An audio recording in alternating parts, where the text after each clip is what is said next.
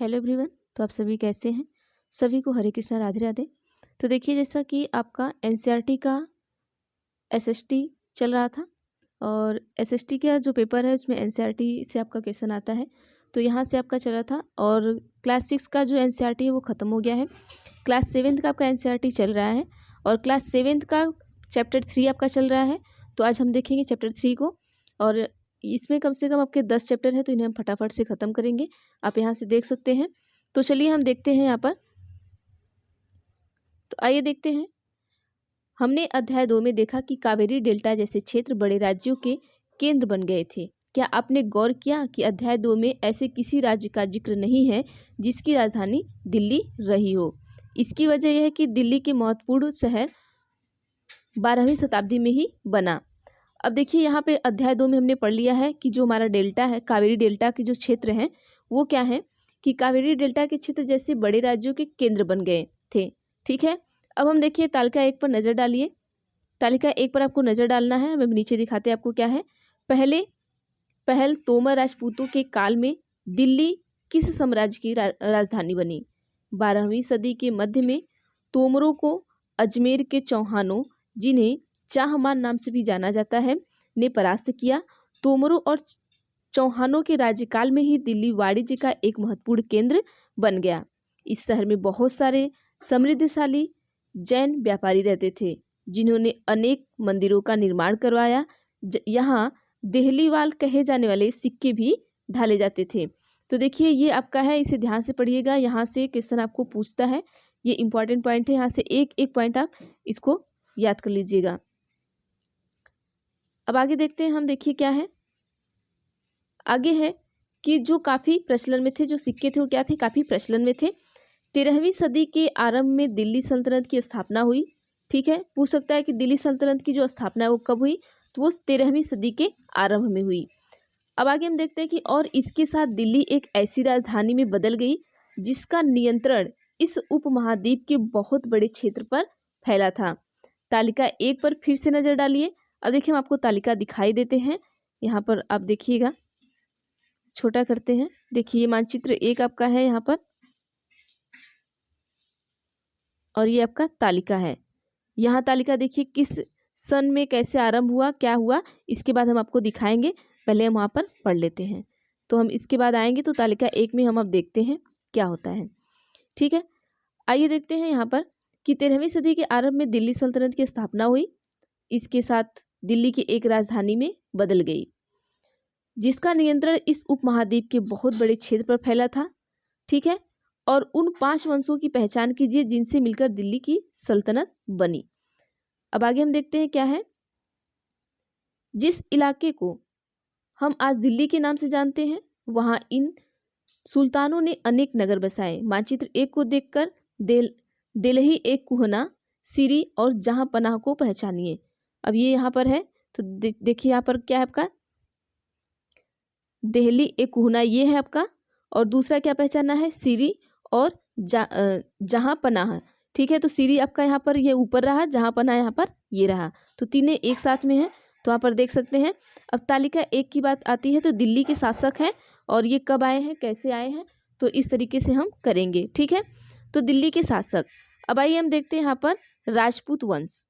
अब यहाँ पर देखिए, जो तोमर थे, तोमर में कौन था, अनंगपाल थे, और इनका जो आरंभिक 12वीं शताब्दी 1165 से ये आरंभ हुआ था। 1130 और 1145 इनका ये जो आपका शताब्दी था वो रहा। चौहान में जो चौहान का शताब्दी आरंभिक शताब्दी था वो 1165 से 1192 में शुरू हुआ आपका। और पृथ्वीराज चौहान का जो शताब्दी था वो क्या था, 1175 से 1192। प्रारंभिक तुर्की शासक का जो था शताब्दी वो 1206 से 1290 तक चला। ठीक है, इसमें कौन कौन आए, प्रारंभिक तुर्की शासक में कौन कौन आए, देखिए चौहान में पृथ्वीराज चौहान आए, तोमर में आपके अनंगपाल आए, और प्रारंभिक तुर्की में कौन कौन आए, कुतुबुद्दीन ऐबक आए, शमसुद्दीन इल्तुतमिश आए, रजिया आई और गयासुद्दीन बलबन आए। देखिए ये सारे इंपॉर्टेंट है यहाँ पर ये लोग। तो कुतुबुद्दीन ऐबक कब आए, 1206 से कब तक रहे, 1210 तक रहे, और शमसुद्दीन इल्तुतमिश कब तक रहे, 1210 से फिर 1236 तक इन्होंने अपना राज किया। फिर रजिया 1236 से 1240 तक, फिर उसके बाद गयासुद्दीन बलबन, ये 1266 से 1287 तक रहे। ठीक है, अब हम किस वंश को देखेंगे? खिलजी वंश को देखेंगे। खिलजी वंश कब से कब तक चला आपका, इसको हम देख लेते हैं। जो हमारा खिलजी वंश है, देखिए ये इंपॉर्टेंट है, ये पूरा याद रखिएगा आप सभी।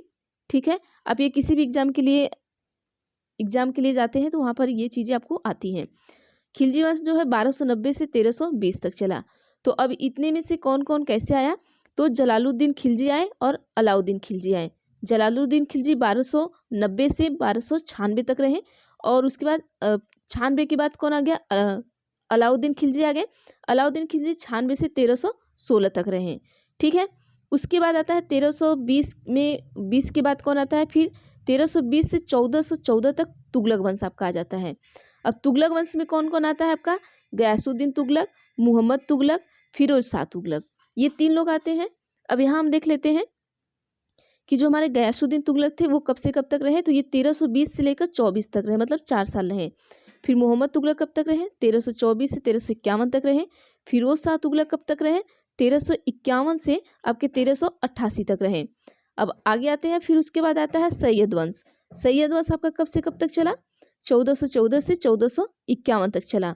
अब खिज्र खान, इसमें कौन आए? खिज्र खान आए, 1414 से लेके ये 1421 तक रहे।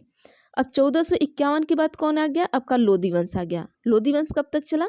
1451 से लेके 1526 तक चला, और इसमें कौन आया? बहलोल लोधी आए। और बहलोल लोधी कब से कब तक रहे? 1451 से 1489 तक रहे। अब आगे हम देख लेते हैं। अब आइए हम देखते हैं सुल्तानों के अधीन दिल्ली। अब दिल्ली के बारे में हम कुछ देख लेते हैं, जो सुल्तानों के अधीन हमारी क्या रही? दिल्ली रही, तो उनके बारे में हम देखते हैं। आइए, सुल्तानों के अधीन दिल्ली। इतिहास, तारीख एक वचन, मतलब तवारीख बहुवचन। तारीख क्या आपके एक वचन है, और तवारीख को हम बहुवचन में, मतलब इसी तारीख को बहुवचन में तवारीख कहेंगे। जो सुल्तानों के शासनकाल में प्रशासन की भाषा फारसी में लिखे गए थे। ठीक है, अब आगे देखते हैं। तवारीख के लेखक सचिव, प्रशासक, कवि और दरबारियों जैसे सुशिक्षित व्यक्ति होते थे, जो घटनाओं का वर्णन भी करते थे और शासकों को प्रशासन संबंधी सलाह भी देते थे। वे न्याय संगत शासन के महत्व पर बल देते थे। अब आइए हम देखते हैं, थोड़ा सा न्याय चक्र के बारे में देख लेते हैं। यहाँ पर दिया गया है, चलिए। न्याय चक्र में क्या आपका 13वीं सदी के इतिहासकार फख्र ए मुदव्विर ने लिखा था कि राजा का काम सैनिकों के बिना नहीं चल सकता। किसने लिखा था? फख्र ए मुदव्विर। सैनिक वेतन के बिना नहीं जी सकते। वेतन आता है किसानों से एकत्रित किए गए राजस्व से, मगर किसान भी राजस्व तभी चुका सकेंगे जब वे खुशहाल और प्रसन्न हो। ऐसा तभी हो सकता है जब राजा न्याय और ईमानदार प्रशासन को बढ़ावा दे। ठीक है, अब आगे हम देखते हैं क्या है। अब देखिए, अभी हम तारीख और तवारीख के बारे में पढ़े थे, तो उसी पर हम चल रहे हैं फिर से। ये कुछ और बातें ध्यान में रखें। जैसे आपका क्या है? पहली बात क्या है आपका? तवारीख के लेखक नगरों में, विशेषकर दिल्ली में, ठीक है, रहते थे। जो तवारीख के लेखक थे वो कहाँ रहते थे? नगरों में रहते थे। किस नगर में? विशेषकर आपके दिल्ली में। और गांव में शायद ही कभी रहते हो। दूसरी बात क्या है आपकी? वे अक्सर अपने इतिहास सुल्तानों के लिए उनसे ढेर सारे इनाम इकराम पाने की आशा में लिखा करते थे। मतलब इन्हें सुल्तान से क्या मिलता था? इनाम मिलता था। तो इसकी वजह से ये उस आशा में बहुत सारी चीज़ें लिखा करते थे, और उन्हें अच्छे से अच्छा लिखा करते थे ताकि उन्हें ज़्यादा से ज़्यादा इनाम मिल सके। अब तीसरी बात क्या रही यहाँ पर? कि ये लेखक अक्सर शासकों को जन्मसिद्ध अधिकार, लिंग भेद पर आधारित आदर्श समाज व्यवस्था बनाए रखने की क्या करते थे? सलाह देते थे। उनके विचारों से सारे लोग क्या होते थे? सहमत नहीं होते थे। देखिए, ये क्या कहते थे कि आप जन्मसिद्ध अधिकार है आपका, और लिंग भेद पर भी कुछ ये चर्चाएं करते रहते थे आदर्श समाज की व्यवस्था को बनाए रखने के लिए, लेकिन कुछ लोग इनकी बात से, विचार से सहमत नहीं होते थे। अब हम देख लेते हैं कि ये लिंग भेद जन्मसिद्ध अधिकार होता क्या है, तो देख लेते हैं। अब देखिए, जन्मसिद्ध अधिकार का मतलब होता है कि जन्म के आधार पर विशेष अधिकार का दावा आपका होता है। उदाहरण के लिए, जैसे लोग मानते थे कि कुलीन व्यक्तियों को कुछ खास परिवारों में जन्म लेने के कारण शासन करने का अधिकार विरासत में मिलता है। और लिंग भेद में क्या है आपका? लिंग भेद में भी देख लेते हैं। देख लीजिए, स्त्रियों तथा पुरुषों के बीच सामाजिक तथा शारीरिक रचना संबंधी अंतर। आमतौर पर यह तर्क दिया जाता है कि ऐसे अंतर के कारण पुरुष स्त्रियों की तुलना में श्रेष्ठ होते हैं। तो ये हमेशा इसी चीज पर विचार करते थे। तो बहुत सारे लोग ऐसे होते थे जिन्हें ये चीजें सहमत नहीं होती थी। आगे हम देखते हैं। अब देखिए, अब आता है 1236। सन 1236 में क्या होता है कि 1236 में सुल्तान इल्तुतमिश की बेटी, अब यहाँ पर पूछ सकता है कि सुल्तान इल्तुतमिश की बेटी कौन थी। तो इनकी बेटी कौन थी? आपकी रजिया। ठीक, तो ये सिंहासन पे बैठी। कब बैठी? ये 1236 में बैठी। अब उस युग के इतिहासकार, जब ये 1236 में कहाँ बैठी? सिंहासन पर बैठी। तो उस टाइम के जो इतिहासकार थे, कौन थे? मिन्हाज ए सिराज ने स्वीकार किया कि वह अपने सभी भाइयों से अधिक योग्य और सक्षम थी। मतलब जो रजिया थी, इनके भाई थे, लेकिन इनके भाई के होते हुए भी ये सिंहासन पर बैठी। और जो उस टाइम के जो इतिहासकार थे वो मानते थे कि जो रजिया थी ये अपने भाई से भी अधिक योग्य और सक्षम थी। ठीक है, लेकिन फिर भी वह एक रानी को शासक के रूप में मान्यता नहीं दे पा रहा था। दरबारी जन को भी उसके स्वतंत्र रूप से शासन करने की कोशिशों से प्रसन्न नहीं थे। देखिए, पहले क्या था, इन्हें लिंग भेद था, इसके कारण ये उन्हें शासन करने का, इन्हें उनका जो शासन था वो पसंद नहीं आ रहा था।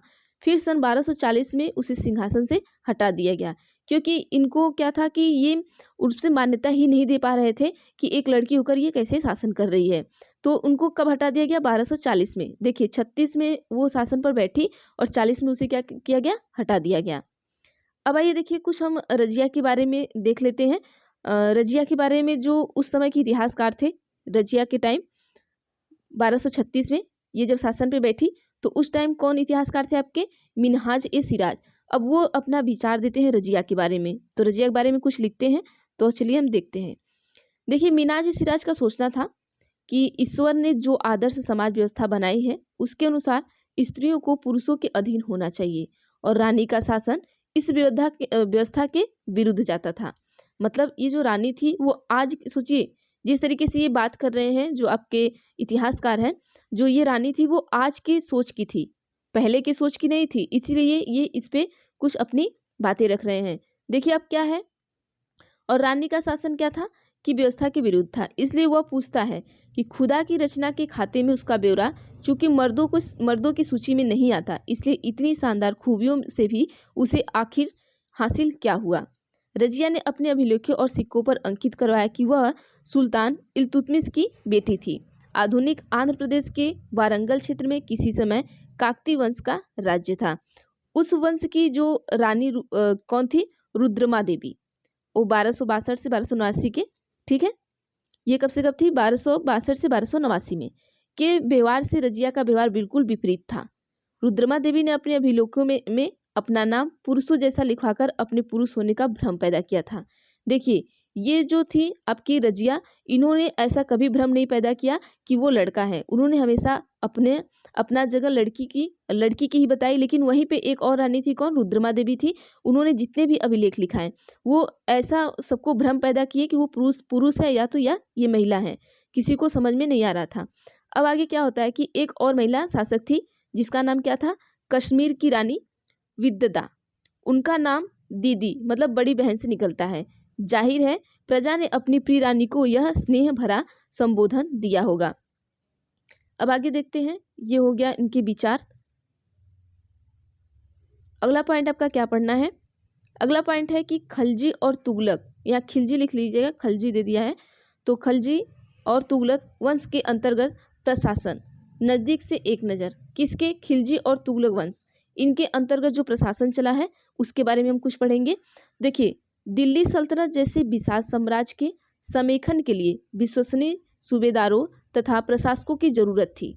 किसके लिए? दिल्ली सल्तनत जैसे विशाल साम्राज्य के लिए किसकी जरूरत थी? आपको सूबेदार और प्रशासक की जरूरत थी। दिल्ली के आरंभिक सुल्तान विशेषकर इल्तुतमिश, ये कौन थे? ये आरंभिक सुल्तान थे दिल्ली के। सामंतों और जमींदारों के स्थान पर अपने विशेष गुलामों को सूबेदार नियुक्त करना अधिक पसंद करते थे। ये क्या करते थे कि किसे सूबेदार नियुक्त करते थे? सामंत और जमींदार के स्थान पर विशेष गुलाम, जो इनके गुलाम होते थे उन्हें ही क्या करते थे? ये सूबेदार नियुक्त करना ज़्यादा पसंद करते थे। कौन? आपके जो इल्तुतमिश थे। ठीक है, अब इन गुलामों को फारसी में वंदगा कहा जाता था। यहाँ क्वेश्चन पूछ सकता है कि गुलामों को फारसी में क्या कहा जाता था, तो वंदगा कहा जाता था। तथा इन्हें सैनिक सेवा के लिए खरीदा जाता था। उन्हें राज्य के कुछ बहुत ही महत्वपूर्ण राजनीतिक पदों पर काम करने के लिए बड़ी सावधानी से प्रशिक्षित किया जाता था। वे चूंकि पूरी तरह अपने मालिक पर निर्भर होते थे, इसलिए सुल्तान भी विश्वास करके उन पर निर्भर हो सकते थे। अब आगे देखते हैं क्या होता है।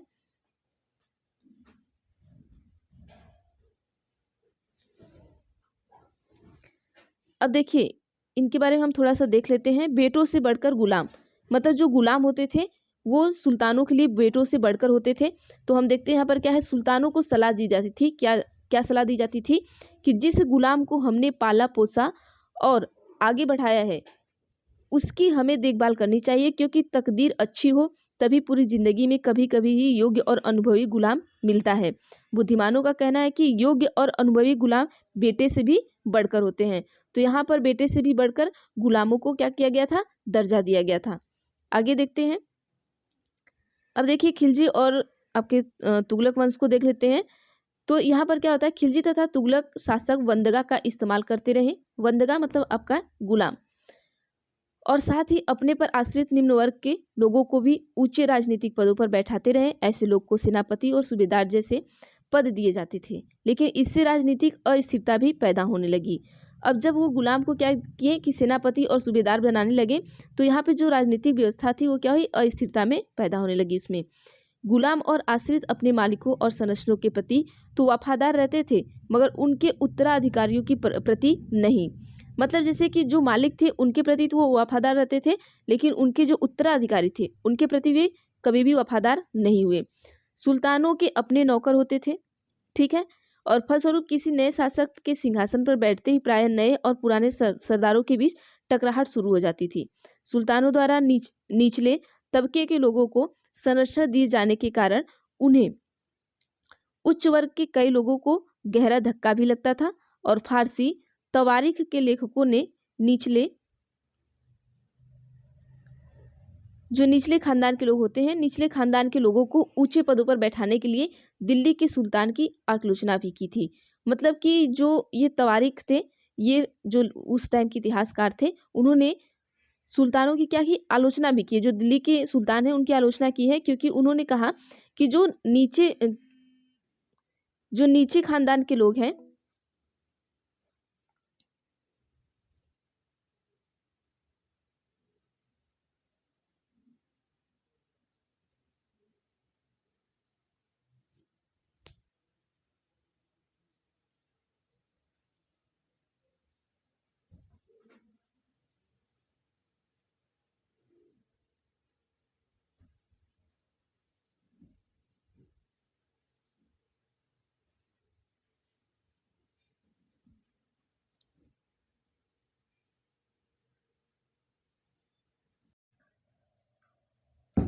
अब यहाँ पर हम देखते हैं कि जो सुल्तान की आलोचना भी की। अब क्या होता है कि सुल्तान मतलब मोहम्मद तुगलक के अधिकार रीजन। अब यहाँ पर हम देख लेते हैं थोड़ा सा। सुल्तान मोहम्मद तुगलक ने अजीज खुमार नामक कलाल मतलब शराब बनाने और बेचने वाला जिसे कहते हैं, और फिरोज हज्जाम नामक नाई, मनका तब्बाख नामक बावर्ची और लड्ढा तथा पीरा नामक मालियों को ऊंचे प्रशासनिक पदों पर बैठाया था। इसीलिए इनकी क्या कर रहे थे, सभी लोग आलोचना कर रहे थे, क्योंकि ये जो नीचे नीचे आपके उसमें थे, मतलब कि नीचे खानदान से थे, इन्हें ऊंचे पद पे इन्होंने बैठाया था। अब आगे देखते हैं। 14वीं शताब्दी के मध्य में इतिहासकार जियाउद्दीन बर्नी ने नियुक्ति का उल्लेख सुल्तान के राजनीतिक विवेक के नाश और शासन करने की अक्षमता के उदाहरणों के रूप में किया है। चलिए आगे देख लेते हैं। अब देखिए यहाँ पर क्या होता है कि जो पहले वाले सुल्तान थे, पहले वाले सुल्तानों की ही तरह खलजी और तुगलक शासकों ने भी सेना नायकों के भिन्न भिन्न आकार के इलाकों के सूबेदारों के रूप में नियुक्ति किया। ये इलाके इक्ता कहलाते थे और इन्हें संभालने और अधिकारी इक्तार की मुक्ति कहे जाते थे। मुक्ति का फर्ज था कि सैनिक अभियानों का नेतृत्व करना और अपने इक्तों में कानून व्यवस्था बनाए रखना। अपनी सैनिक सेवाओं के बदले वेतन के रूप में मुक्ति अपने इलाकों के राजस्व की वसूली किया करते थे। अब आगे क्या होता है कि राजस्व के रूप में मिली रकम से ही वे क्या करते थे, अपने सैनिकों की तनख्वाह भी देते थे। और मुक्ति लोगों पर काबू रखने का सबसे प्रभावी तरीका यह था कि उनका क्या करते थे, पदवंश परंपरा से न चले और उन्हें कोई भी इक्ता थोड़े थोड़े समय के लिए ही मिले। ठीक है, ये इनको इसलिए रखते थे ताकि वे क्या करें, उनमें काबू रख सके, उनके ऊपर ये काबू रख सके, इसलिए ये चीजें वो लोग करते थे। अब क्या है, जिसके बाद उनका स्थानांतरण कर दिया जाए। सुल्तान अलाउद्दीन खिलजी और मोहम्मद तुगलक के शासनकाल में नौकरी के इन कठोर नियमों की बड़ी सख्ती से पालन होता था। मुक्ति लोगों द्वारा एकत्रित किए गए राजस्व की रकम का हिसाब लेने के लिए राज्य द्वारा लेखा अधिकारी नियुक्त किए जाते थे।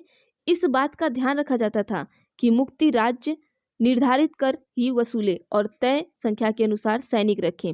जब दिल्ली के सुल्तान शहरों से दूर आंतरिक इलाकों को भी अपने अधिकार में ले आए तो उन्होंने भूमि के स्वामी सामंतों और अमीर जमींदारों को भी अपनी सत्ता के आगे झुकने को बाध्य कर दिया।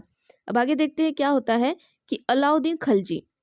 अब देखिए, जो अलाउद्दीन खिलजी था, अलाउद्दीन खिलजी के शासनकाल में भू राजस्व के निर्धारण और वसूली के कार्य को राज्य अपने नियंत्रण में ले आया।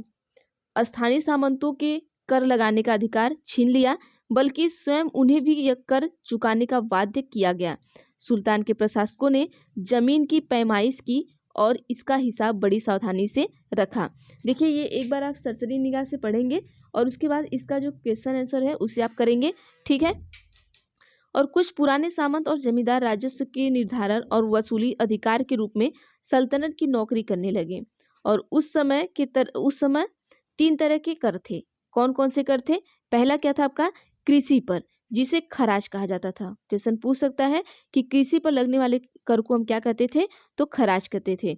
और जो किसान की उपज का लगभग 50% होता था, अगर किसान ने उगाया है तो उसका 50% वो क्या करता था, कर देता था।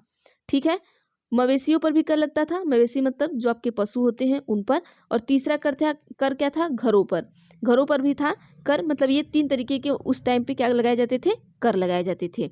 यह याद रखना जरूरी है कि इस उपमहाद्वीप का काफी बड़ा हिस्सा दिल्ली के सुल्तानों के अधिकार से बाहर ही था।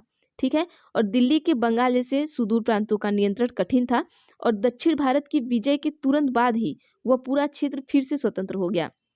यहाँ तक कि गंगा के जो आपके मैदानी इलाके थे, तो गंगा के मैदानी इलाके में भी घने जंगलों वाले ऐसे क्षेत्र थे जिनमें बैठने में सुल्तान की सेनाएं अक्षम थी। स्थानीय सरदारों ने इन क्षेत्रों में अपना शासन जमा लिया। अलाउद्दीन खिलजी और मोहम्मद तुगलक, ये दोनों क्या थे, अलाउद्दीन खिलजी और मोहम्मद तुगलक इन इलाकों पर जोर जबरदस्ती अपना अधिकार जमा तो लेते थे, पर वह अधिकार कुछ ही समय तक रह पाता था। ये ज़्यादा देर तक इस पर अधिकार नहीं जमा पाते थे। ठीक है, आगे देखते हैं सरदार और उनकी किलेबंदी। अब इनकी किलेबंदी कैसे होती थी, इनके बारे में हम थोड़ा सा देख लेते हैं। देखिए, जो आपका अफ्रीकी देश था, अफ्रीकी देश मोरक्को से 14वीं सदी में भारत आए यात्री इब्न बतूता ने बतलाया कि सरदार कभी कभी चट्टानी उबड़ खाबड़ पहाड़ी इलाकों में किले बनाकर रहते थे और कभी कभी बांस के झुरमुटों में। भारत में बांस पोला नहीं होता, यह बहुत बड़ा होता है। इसके अलग अलग हिस्से आपस में इस तरह गुथे होते हैं कि उन पर आग का भी असर नहीं होता और वे कुल मिलाकर बहुत ही मजबूत होते हैं। सरदार इन जंगलों में रहते हैं और इनके लिए किले की प्राचीर का काम देते हैं। इस दीवार के घेरे में ही उनके मवेशी और फसल रहते हैं। देखिए, ये पहले की बातें बता रहे हैं कि किस तरीके से वो सरदार लोग रहते थे। सरदार इन जंगलों में रहते हैं जो इनके लिए किले प्राचीर का काम देते हैं और इस दीवार के घेरे में उनकी मवेशी और फसल रहते हैं। अंदर ही पानी भी उपलब्ध रहता है। देखिए, वहाँ पर पानी भी अंदर ही उपलब्ध रहता है, अर्थात वहाँ एकत्रित हुआ वर्षा का जल, इसलिए उन्हें प्रबल बलशाली सेनाओं के बिना हराया नहीं जा सकता। ठीक है, उनके पास इतनी व्यवस्थाएं थी कि उन्हें हराया नहीं जा सकता था। और ये सेनाएं जंगल में घुसकर खास तौर से तैयार किए गए औजारों से बांसों को काट डालती हैं। ठीक है, अब आगे हम देखते हैं। अब आते हैं, देखिए, चंगेज खान। चंगेज खान के नेतृत्व में मंगोलों ने 1219 में क्या किया था, उत्तरी पूर्व ईरान में ट्रांस ऑक्सियाना, क्या था आपका, ट्रांस ऑक्सियाना मतलब आधुनिक उज्बेकिस्तान, इस टाइम उसे हम क्या कहते हैं, उज्बेकिस्तान कहते हैं, पर हमला किया। कौन किया था, चंगेज खान ने किया था। किसके नेतृत्व में किया था, मंगोल। चंगेज खान के नेतृत्व में कौन किया था, मंगोलों ने किया था। ठीक है, कहाँ पर किया था? उज्बेकिस्तान में किया था। कब किया था? 1219 में किया था। अब देखिए क्या होता है यहाँ पर, जब इसने हमला किया और इसके शीघ्र बाद ही दिल्ली सल्तनत को उसका धावा झेलना पड़ा। अलाउद्दीन खिलजी और मुहम्मद तुगलक के शासन कालों के आरंभ में दिल्ली पर मंगोलों के धावे बढ़ गए। इससे मजबूर होकर दोनों ही सुल्तानों को एक विशाल स्थानीय सेना खड़ी करनी पड़ी। इतनी विशाल सेना को संभालना प्रशासन के लिए भारी चुनौती था। अब ये हो गया इनका। अब अगला पॉइंट आपको क्या पढ़ना है? 15वीं तथा 16वीं शताब्दी में सल्तनत।